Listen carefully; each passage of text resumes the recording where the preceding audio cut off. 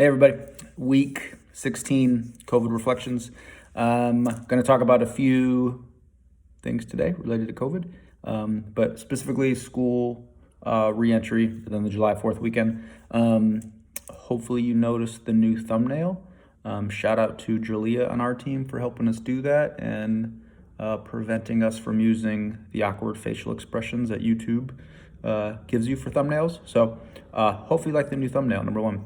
So number two, school reentry. At least in North Carolina, Governor Cooper was supposed to release updates, I believe, and decisions around school reentry plans on Wednesday. So yesterday, as of this recording, and did not, and asked for a few additional weeks to take additional kind of health plans and data into account.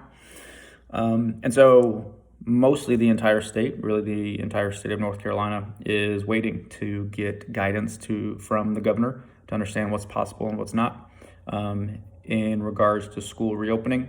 So related to that, then CMS, Charlotte-Mecklenburg Schools here in Charlotte, released a 60-page deck, which will link wherever you're seeing this, around school reentry options based upon plan A, B, or C.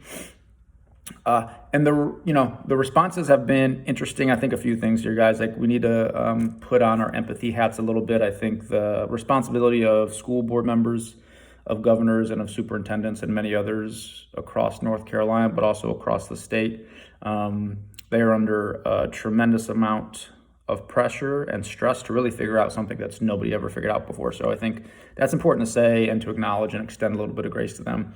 I think in response to that, the second thing, and if you are in North Carolina or tracking it or likely seeing this in other states, is if you're looking at the comments from a lot of these things, and you gotta be careful looking at too many social media comments. But the vast majority of them aren't disagreeing with the plans, they're disagreeing with not being asked for input.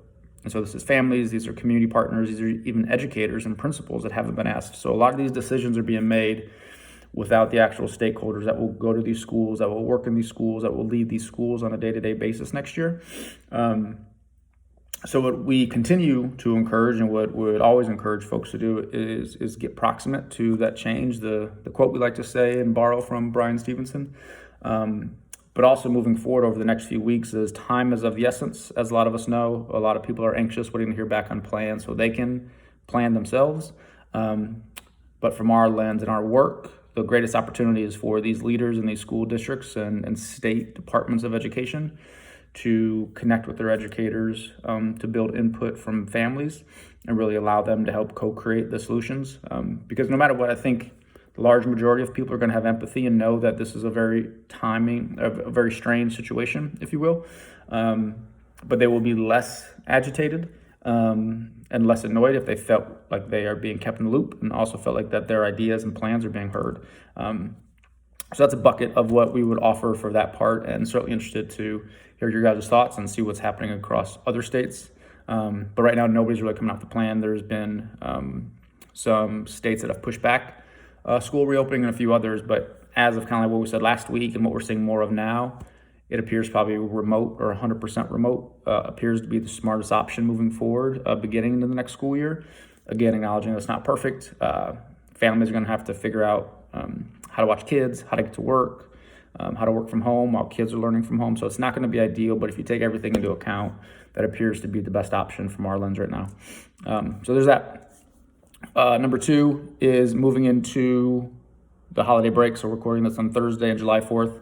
A lot to think about anytime July 4th comes around, I think, particularly this year, right? And so our country is not perfect, but it's our country. And so we have to acknowledge the strengths and acknowledge the shortfalls and work together as citizens of the country to create the country that we want, and things we're not proud of. We got to bond together and work together to make those happen. So it's a short weekend, hoping you guys take some time, or a long weekend, short week, long weekend, hoping you take some time over this weekend to reflect on July 4th, reflect on really where the country started and where it is now, the good of the country and the good of the people in the country, but also where we need to improve, particularly around race, around equity, around access to quality schools, things that we talk a lot about. But these things are born into the system of our country.